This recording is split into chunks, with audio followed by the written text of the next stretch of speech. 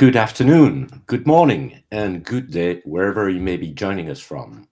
Welcome to another edition of the Digital Download, the longest running weekly business talk show on LinkedIn Live. Now globally syndicated on TuneIn Radio through IBGR, the world's #1 business talk, news, and strategy radio network. Today we're talking about how leaders build cultures that last. We have a special guest, Dr. Karen Wilson-Starks, to help us with the discussion.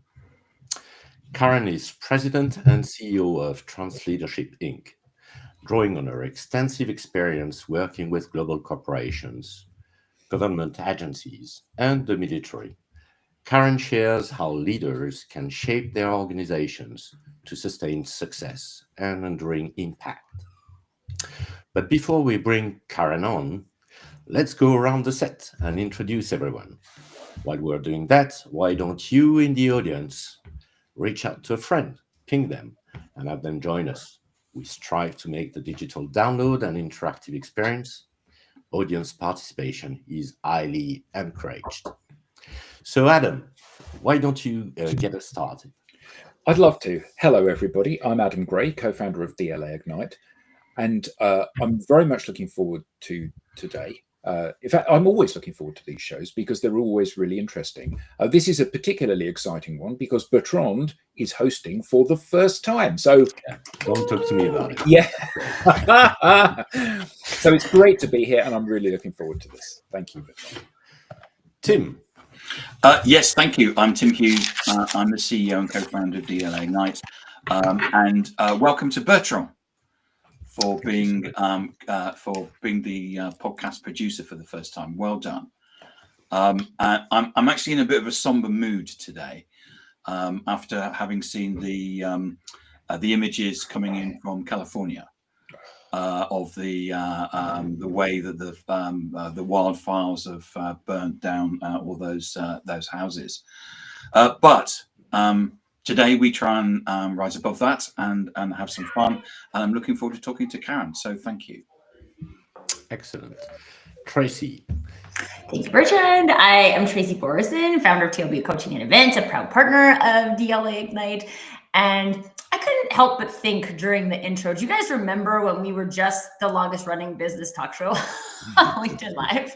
And we've added so many more things that this show is about.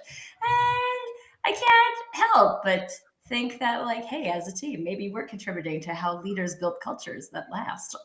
So I'm excited to have this conversation. I'm a huge fan of Dr. Karen. So yeah, as always, excited to be here.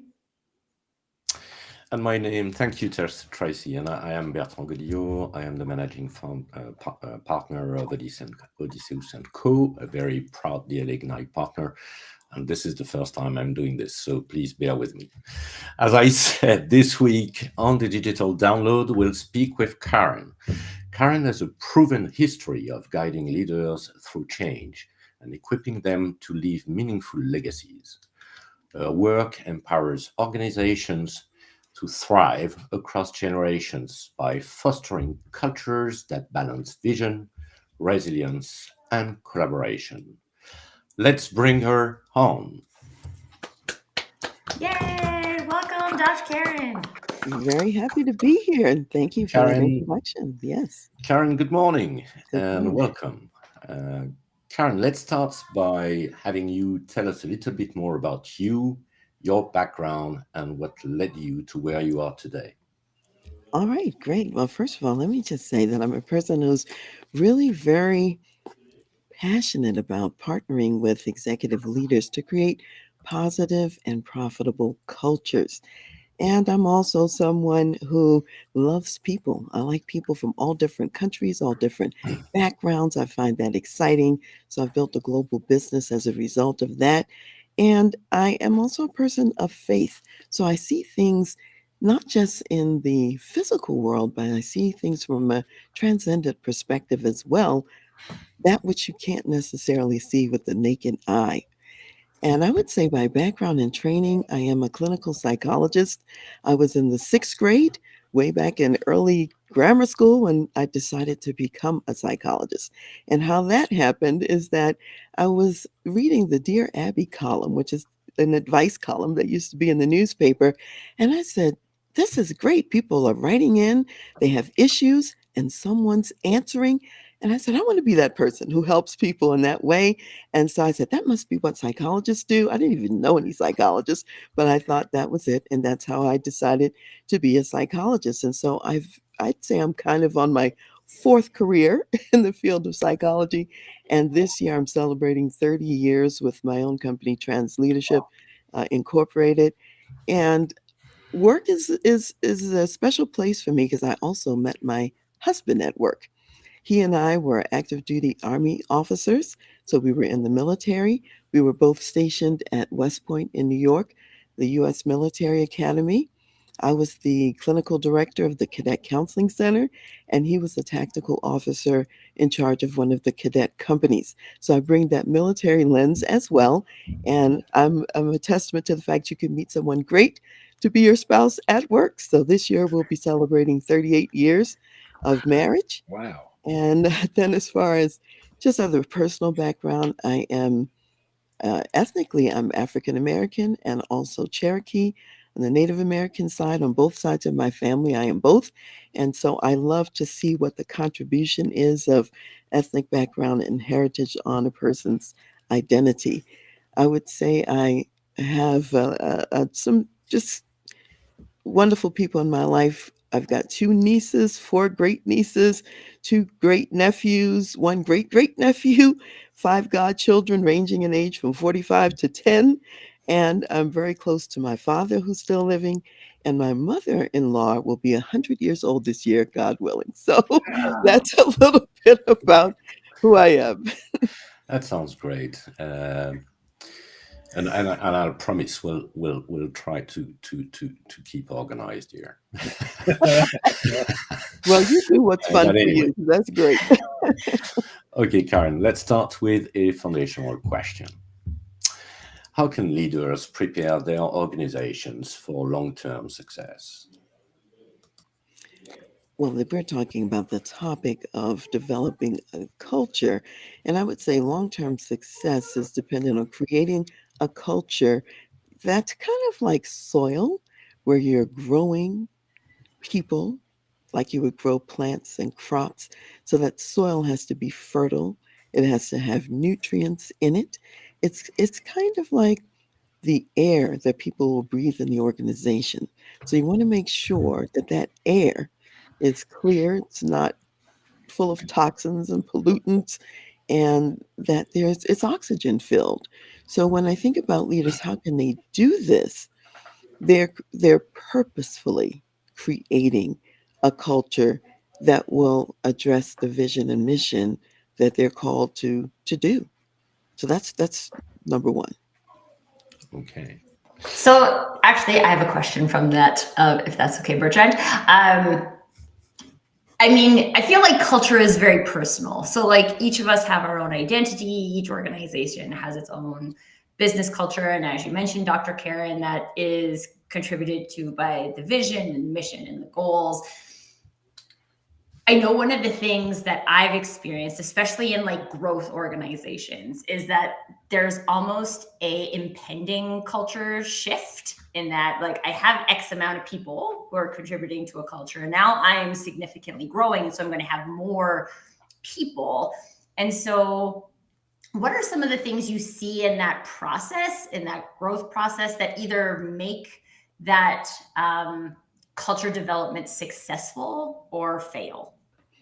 Yes, and there's one thing that you mentioned, and that is this whole notion of companies that are growing, and this whole notion that there may be a shift because they're growing, and people have their own personal values.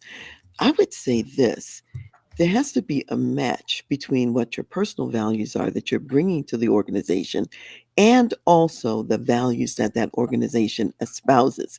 And if you have some values that really are not consistent with the organization, you will tend to be unhappy working there, and the organization will give you feedback on a regular basis that somehow you're not living up to their expectations. So I think that we have to think about culture as, in the most basic definition, the way we do things around here, how we treat people, and there has to be alignment between the individuals and also the organization. So I've had situations where someone may come in with a value. I'm thinking of an executive that I know who came into the organization with the value of, taking your time, doing things methodically, and it was a slower process. The organizational culture was one of speed and get it done quickly. And no matter what that person was going to do, that was not going to be a good fit for them. And so ultimately, they had to leave that organization because those values didn't match. I've been part of one of those organizations before where speed was more important than the quality. And I remember my boss once asking me for a 3 out of 10. And I was like, I don't do 3 out of 10s. Exactly. I do 8 out of 10, but 8 out of 10 takes longer than 3 out of 10. This is true. And so you'd be unhappy every day in a culture that required that of you. And that's what people have to look at. And organizations also have to look at it too in terms of how they're recruiting, how they're attracting and selecting people. And if someone doesn't have that temperament that goes with the underlying values that sort of demonstrate what your culture is about, they're probably not maybe a good fit. So I have a question for you, Dr. Karen. So if I join a large organization, I have to fit in with their culture. If I want to be happy, that should be my natural culture, but I can change how I feel about things and how I do things to fit in with the culture that they've already established. But if I'm starting an organization from scratch, and I think that you're probably a really good person to answer this because you have African American heritage and you have Native American heritage. So you come from two different cultural backgrounds that you've had to kind of bring together and make sense of and process. So I founded a company. The company's growing really quickly. We're bringing more people on board, and I want to imprint my view of how things should be on the culture of the organization. But the people that I bring on board help, whether I like it or not, reshape that culture. So how can I integrate the culture, which may be right in many ways that mine's wrong? How can I integrate that into the organization without losing the very kind of crux of the fact that it's my organization and I'm very passionate about how I want it to be?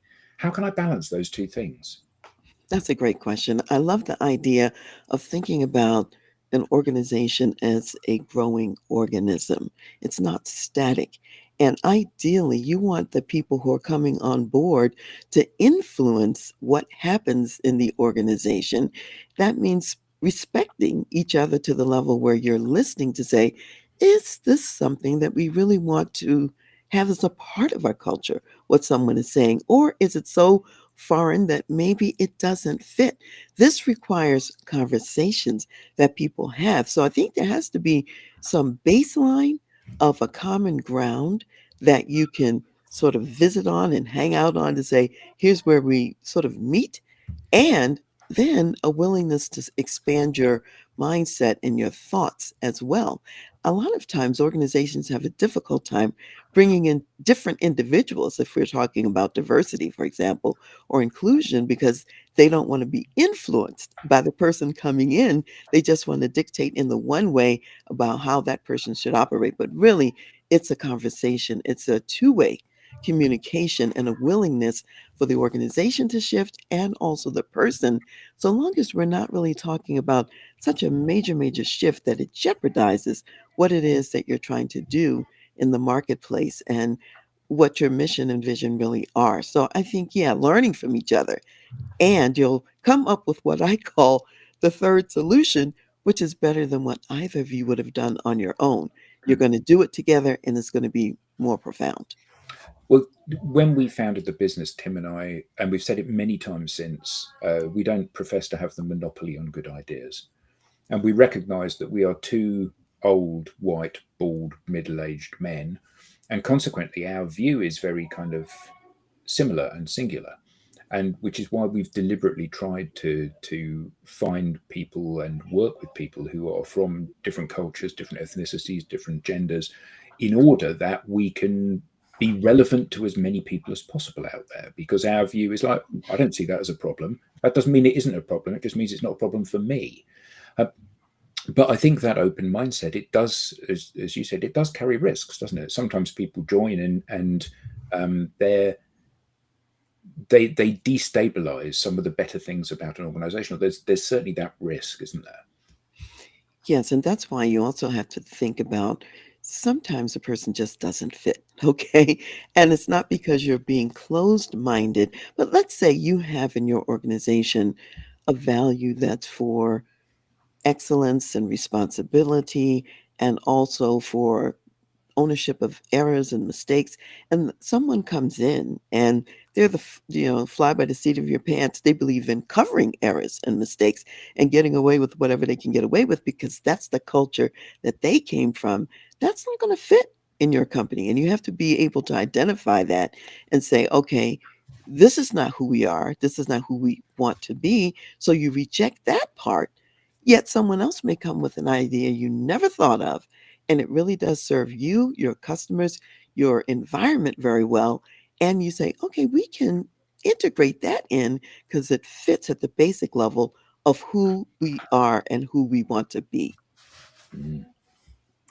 I know there's a really good question in the comments too, so I want to make sure we get to that. But I think this concept of like culture as evolutionary is something that, I mean, so I'm in marketing. There's a lot of times when people try and do marketing things where it's just like, I'm going to create my brand, I'm going to create my logo, I'm going to create my tagline, and that's going to be permanent. It's like one big effort to create this thing, and then it's supposed to just like stay static for X amount of times. And I think specifically in culture, if people are being added and subtracted from the organization on an ongoing basis, then there's a lot of movement that happens in that. And so, Dr. Karen, in your work, how important is it for people to just like really embrace that a culture is evolving? This isn't static. It's not supposed to be about me as the leader setting this vision and expectation and then never changing it. How important is that to the overall success of the conversation? Yes, I think that you have to have a mindset of some agility and some flexibility. What you're trying to do often doesn't shift so much like the big picture of what are we here for and what is our bigger purpose. The methodologies often change. The venues for how you get it done can change. So imagine if you were way back in the day and you're doing all of your writing on stone tablets and you insist that we keep writing on stone tablets in today's time, or you're writing on scrolls and papyrus paper or whatever. And we're in a digital age where you can write on your computer, you could write through your phone, you can write on paper. There are so many ways to express yourself or not write at all. You could be on Zoom or some other platform. And so I think it's saying to yourself, how will something new bring an enhancement that's valuable for ultimately what we're trying to put out there in the marketplace? That's where you want to be flexible. You don't want to be so flexible necessarily where it violates some deeply held bottom line kinds of values that are important. And it's the values that tell the people in the organization, how do we behave? What do we do? And what don't we do? Mm. So All right. should we pull up Mark's question? Yes, exactly. Thank you, Adam. Yeah. So Mark, hi Mark, nice to see you. His question is, curious as to how culture, mission, and vision plays a part in military service. Is it more or less important in companies? I wouldn't say that it's more important, it's just as important. And I think what's different sometimes in the military is there is an existing rubric of a culture that's transmitted to the people who join military service. And it doesn't mean that in your specific role that you don't personalize it for how you show up in your job, but you're signing up for a culture that's already in place. kind of like if you were joining a fraternity or something of that sort that's got years and years of a way of operating. And even with that being said, what I have seen is the military brings together some of the best and brightest minds in the country, and they take those people and they continue to learn together and also to take things to a new level, even though, again, that baseline is the same. The way it shows up can vary and can be different from place to place and depending on what you're doing. I remember, for example, when I was at West Point and I was working with cadets, and we did an operation that was a 24-hour operation. So we had to be on duty on shifts in 24 hours, and my cadets were the only ones who worked the entire summer. Now, the basic approach there is everything is the same because, the military kind of likes uniformity and everything's the same. And I was able to make a case for why the cadets who worked the entire summer and who worked a 24-hour shift had to have some different rest periods than the ones who didn't do that. And that was different from the culture that they had in place. And yet it was relevant for the team that I was supporting. So, Karen, why does leadership succession often fail to achieve lasting results? Well, there are several things about that. Sometimes you might be, again, selecting the wrong people, and you may not be asking the right questions or looking at the right background information to see what's needed. Not only is the person great that you're bringing in, you're looking at how will they add value to our organization. And that's really an important part. You've got to think about what are the strengths you have? What are the strengths you need to bring in alongside that to continue to be successful? And sometimes people are bringing in individuals who don't meet, let's say, the values of the culture. They're bringing in people who don't have the skills and strengths that are necessary and needed to take the company to the next level. And they may not be spending time to integrate the person into the environment. So it's a process. You cannot assume that things will happen automatically. There's some intentionality that has to happen with the onboarding, with the integration, with the relationships that those executives will have with people in the company, and thinking about the development of each person that you have. I think that a culture that's one of development and feedback is a powerful culture. And sometimes we don't think about taking the time. What's the next step of development for that person? What do they need in order to grow and be able to add even more value to the organization? So if you neglect that and you don't give them feedback, well, you're probably not going to get the results you want. So that's one of the big reasons that it fails. And I know we touched a little bit on that earlier, but I'd like to have your view on this. How do leaders balance short-term goals with the need to create long-term legacy?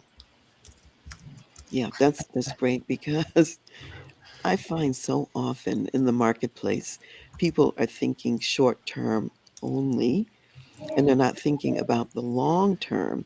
And really, it's a dance of a both and. You have to have lenses for both short term and long term. And ideally, if short term, how would I say, if it causes you not to do something that's important in the long term, you want to have it as a time limited aspect.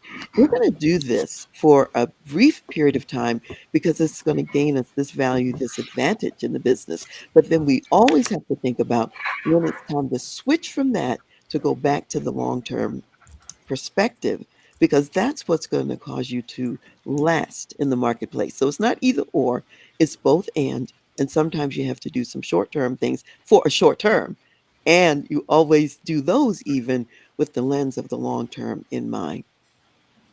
Ooh, okay. So I have a question about this, and it's not specifically related to like corporations, but so in Canada, our prime minister has recently resigned. And so there's a lot of conversations that are going on about leadership and like what is leadership? What do we want a leader to be? I've been doing some research on like how people even become like leaders of parties and things like that. And there's like, I think like fairly antiquated structures that are related to all of that. It's politics in particular seems like an arena where short-term goals win all the time, because I have a like predefined amount of time where I'm getting this role 3 or 4 years, and I know I have that for sure, and so I can do that in this amount of time. I'm going to slam it all in. And because we assume that I am not going to be involved later, that like I don't really invest my mental calories, as I like to call them, in the long-term goals. And so what are some things that you see? Is this like a personality thing from a leadership point of view? Is it an intention thing? Like, what are the things that allow someone to have that skill, or is it a desire? You could tell us of wanting to be able to switch between the short-term and long-term lenses. Well, in politics, it's particularly challenging because in the political arena, there's often a mindset that says, I'm only here to do this piece that's short term. And I would say if you really want to benefit a country or an environment, you have to think beyond your own administration. You have to figure out, how can I build on what's already been built? So the foundation that's already there, that past leaders have left, and think in the mindset of what I call living leadership legacy. What's going to happen after you're gone?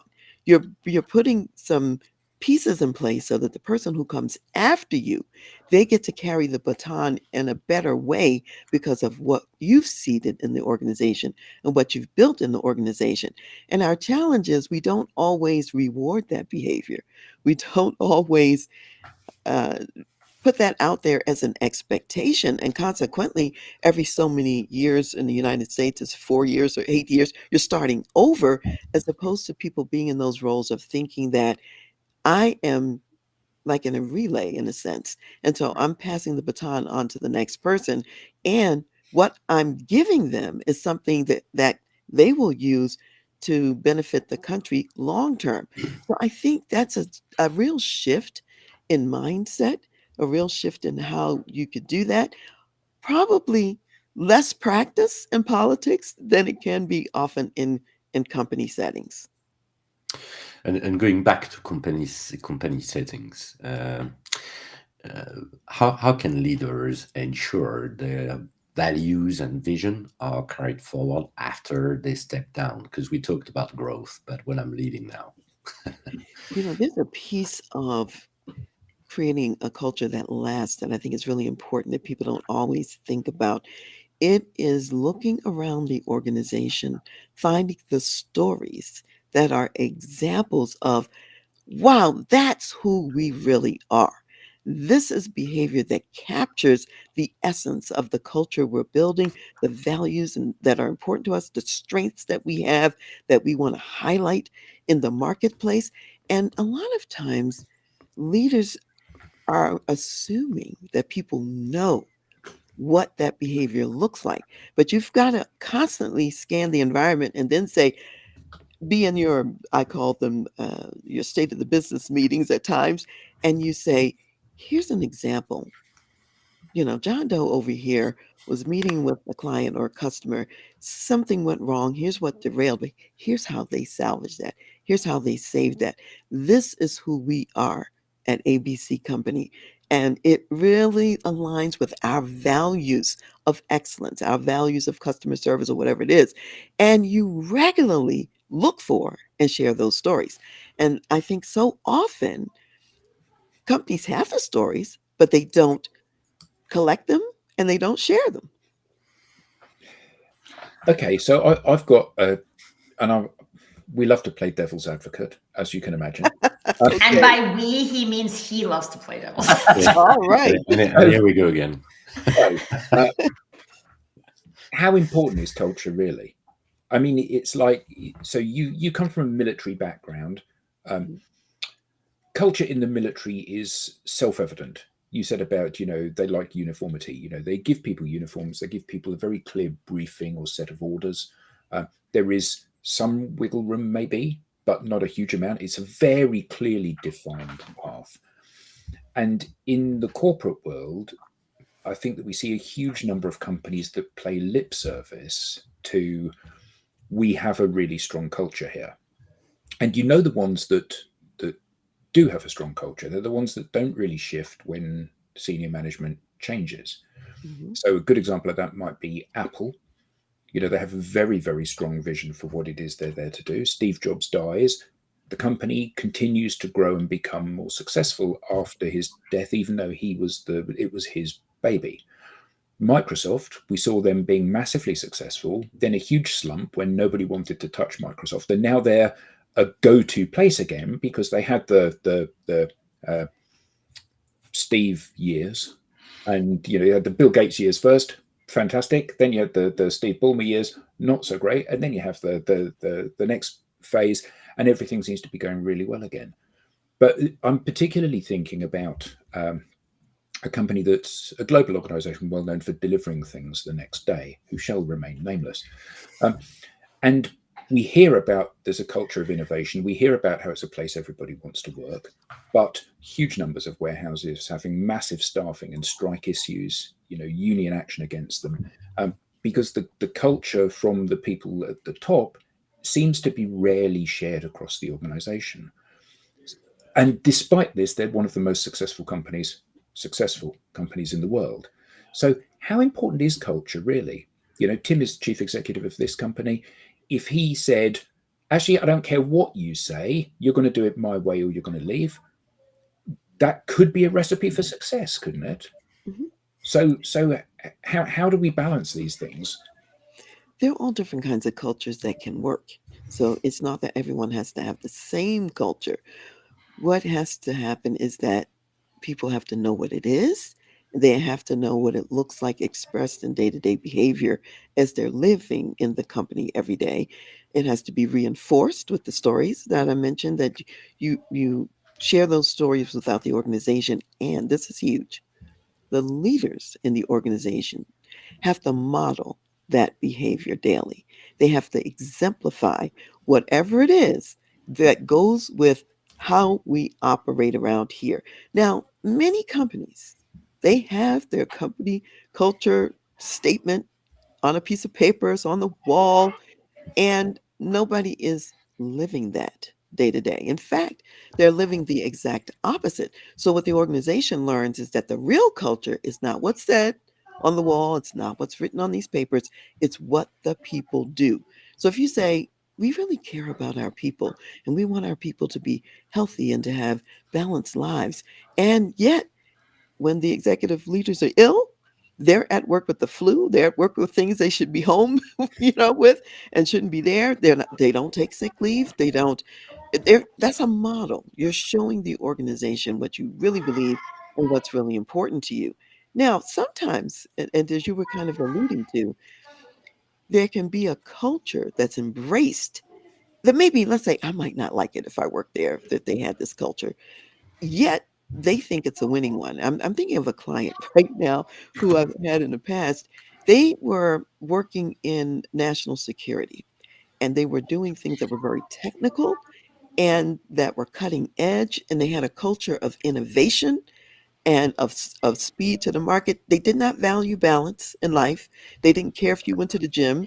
If you had to work 12 hours a day in order to do the job, that was okay with them. And so they would sometimes get feedback from their employees about, "Oh, we think we should have a little more time off, or we think we should be able to go to the gym," or whatever it was. And the company basically let that fall on deaf ears because they had a constant pipeline of people who wanted to work there because of that innovation value that they had. And they just didn't see it was important to do this other part. They weren't suffering. It wasn't hurting them at the time. There was no incentive to change the culture. And so very often, if you see an organization, they may be successful by their metrics and what they're looking at and measuring. And for right now, that may be working. And what they really have to also think about is, will the same dynamics that are out there now continue into the future.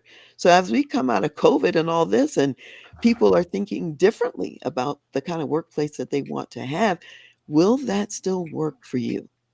That's the question you have to ask. And sometimes you have to be willing to shift, because people may decide, well, yeah, I like innovation and I like a culture of innovation, but I also want to be home with my 5-year-old too. And so they then choose to go out the door, and you may not get that same quality of person coming in as you did in the past. So that's what companies have to think about. Yeah, I think one of the things that I hear so often, because I speak a lot about authenticity, and people will experience something and be like, oh, that's not authenticity. And I'm like, just because you don't like it doesn't mean it's not authentic. So like, I remember, and like, everyone has their own opinion of Elon. But when he released that this is what is expected of Tesla employees, and we celebrate people who sleep at the office and all of these things, like, I mean, if that's what's going to be expected, if that's what's going to be rewarded, very minimally, I would expect you to be transparent about it. So I might not like that. I might not choose that. But if a company is being transparent, and for whatever reason, they think that's what contributes to their success based on how they define success, then I think that that's the like critical component, is that you can, I've said this for years, because I've been in a lot of businesses that write their values on their wall and then operate under completely different values. And I'm like, just have the guts to tell people what you're really doing.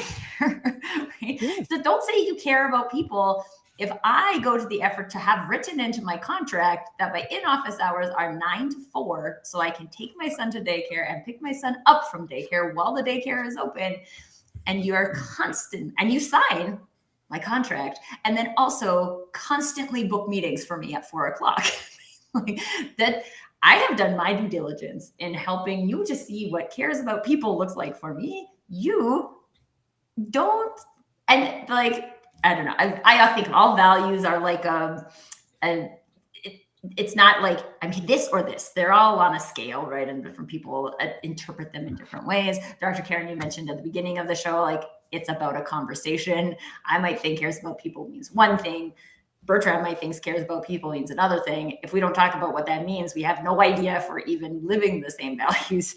But there's just like, let's be honest. And someone might be honest and share something that you don't like, but that's an opportunity for alignment that you wouldn't have if they hadn't shared it otherwise.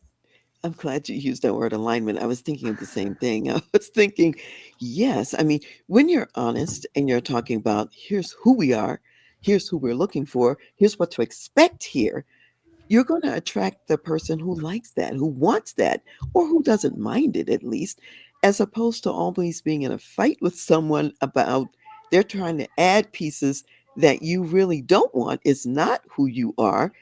And it's a waste of time. You might as well say that up front. And there are people out there who really don't mind sleeping in the office, so to speak. They love that. They know they're going to be on the cutting edge of something the next day, and that's their thing. Well, attract those people. And then you create alignment in the organization because of sharing the story, sharing the examples, talking about what it looks like, talking about what it doesn't look like and what you don't expect and don't want and don't reward. You also have to mention that too.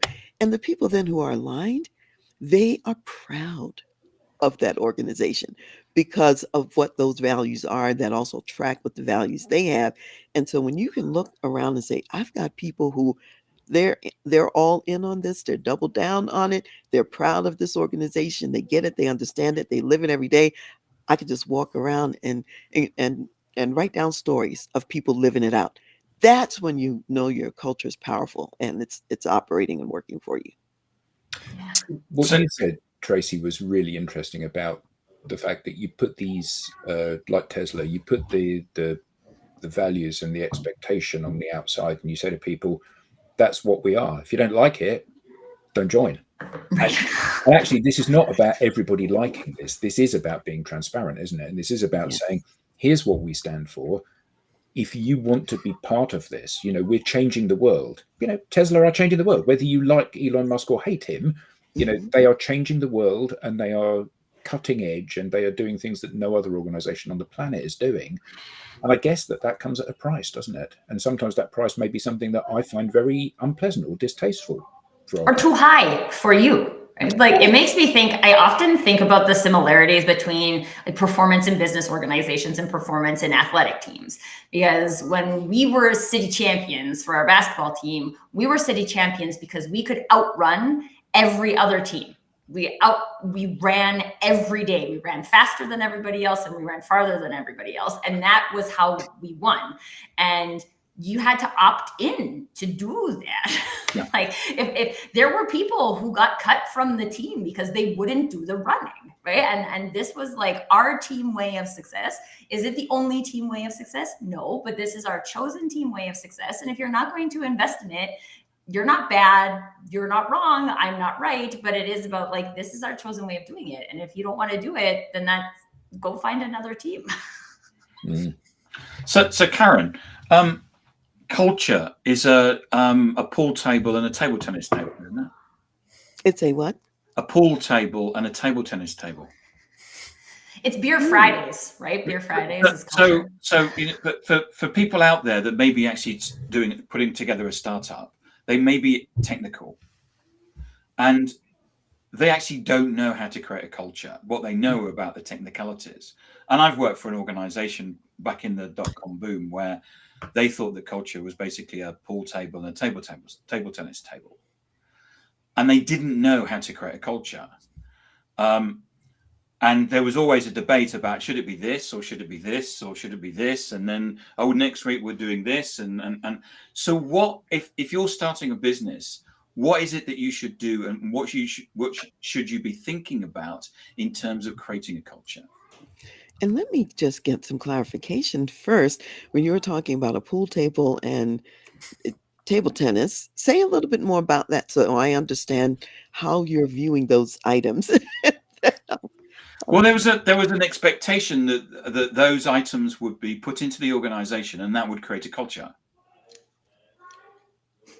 Oh, you mean actually having a pool table there? Yeah. And you meant that quite literally. Yeah. Literally. Dr. Karen, you might be shocked at the number of tech companies who believe that like that's what creates culture. Yeah. In tech, culture is created by a pool table and a table tennis table. Okay. Or it might be foosball. It might be foosball. I don't know what that is, but it's the little soccer game where you like spin the guys. Table football. Table football. Yeah. We call it foosball. Yeah. Oh, I'm glad I asked for clarification because I did not know you were speaking quite literally. So, okay, wonderful. Here's the question that has to be asked in the organization. And the answer may be different depending on the organization and the people. If I bring in a pool table, foosball, or whatever it is, you have to be able to answer, how does that facilitate achieving the vision and mission of the organization? And it might. I'm not going to suggest that maybe it isn't, but you have to be able to articulate that and see it, and to be able to also demonstrate if those items are removed, there's less productivity in some kind of way, or there's less creativity in terms of people thinking about things. Because there are organizations that are very creative and innovative, and they have little toys around or whatever that do facilitate the way people think and the way that they interact with others, bringing people together that might otherwise stay isolated in their office and therefore miss an opportunity to really co-create, collaborate with someone else and come up with something new. So you just have to be able to articulate how it helps and also notice how it may hinder, because sometimes these things we think help are really a hindrance. So it can't just be, I'm flying by the seat of my pants. I do collect a little information, do some, find some data that supports that you really do benefit from having pool table in the office, and you might. Well, you say about that. You said about senior leaders modeling behavior. I worked at an agency that didn't have a pool table; it had a full-size snooker table, so 12 feet long billiards table, and the chief executive of the company had his desk in the same room as the billiards table. And he said, because it was an agency, you can all come and play on this as often as you want. The idea, or the top level thing, was it's a team building thing. So we maybe would book a restaurant, or we would book an activity, paintballing or whatever it may be. We'll go and do that as a team. But instead of that, we can do it in the office and people can come and do it. But what would happen is that somebody would go to play snooker and then he would watch them. And 5 minutes of the chief executive watching you play snooker, you decided, actually, I've got some emails to send, and you went back to your. But I think that's the point, isn't it? People that work within an organization are like your children. So your children do what you do, not what you tell them to do. So if you smoke and you say to them, don't smoke, they smoke, because they say, okay, you smoke, so I'll smoke. You do whatever. You shout, so I'll shout. You swear, so I'll swear. And I think that the same thing happens within organizations. The best organizations I've worked with have been organizations where the leaders have absolutely been the inspiration for people within the organization. Absolutely. And see, what, as I hear the story about that snooker table in the CEO's office, what strikes me is that possibly it was in the wrong location. And I say it that way because, the CEO's got lots of stuff to do, and having people come in and play at times that may not be convenient may be an issue. And so, well, what if it was in a different area, a different space? Everyone knew that you could go there. And let's say you were playing a game with someone, just like on a golf course, you're talking business and you're talking about ideas and innovation and what's next. You may get your next best thought because you were at that table playing with a teammate. And so maybe the idea itself wasn't a problem, but perhaps the location was a challenge, in that Absolutely. Well, and I think one of the things that comes up for me in this is that Dr. Karen, you mentioned collecting data, right? How do I'm a big fan of first party data, which is if the employees are experiencing it, ask the employees, are you experiencing this? We tried this because we thought that this snooker table was going to ignite ideas. What's your experience of the snooker table? Is it igniting ideas? Is it making you feel pressure? It wasn't meant to feel pressure. Maybe we can move it. Maybe we can do something else. Because as I mentioned, Beer Fridays, I don't know if this is popular. I think it is also popular in tech, but I'm the person who has written into my contract that these are my hours and all these things in order to do my cares about people. And now I'm being forced on Fridays to hang out virtually with my team between 4 and 5 p.m. I'm not allowed to work. I'm not allowed to hang out with my family. I have to virtually hang out with the team. My experience of this as an employee is not that it's a demonstration of cares about people. I'm not actually building relationships with my teammates. I would like to build relationships with my teammates. I don't think this is delivering on it. Kind of coming back to that opening up the conversation, right? If we really want our actions to live the values, then I think we can ask those questions. Is what I'm doing, is our way of being matching our values? And if it's not from your perspective, then I'd kind of like to know about it.